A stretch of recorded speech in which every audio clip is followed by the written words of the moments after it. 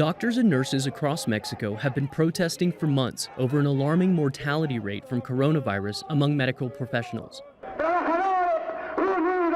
They say the contagion among their colleagues is due to a lack of personal protective equipment, or PPE.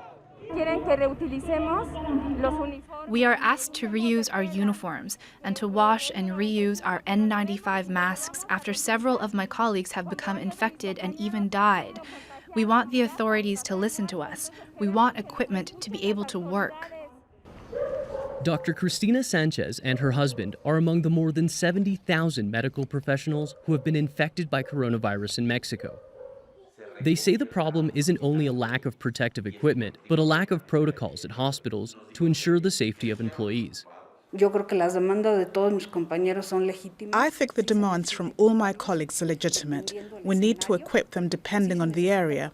We need training and protocols to know what to do in each case, and we need specific isolation areas, even if we are not talking about COVID hospitals, because at the moment, we should all handle ourselves as if we're asymptomatic carriers.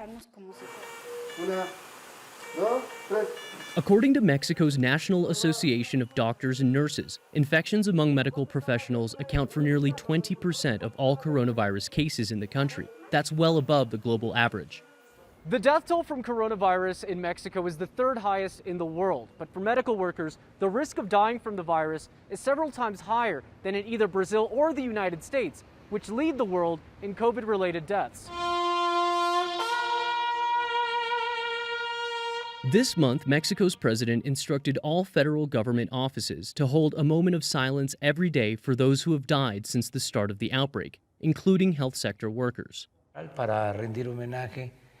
This is to honor all those who have lost their lives in the pandemic, to send solidarity to their families, and to lift the spirits of doctors and nurses who, despite fatigue, continue to save lives.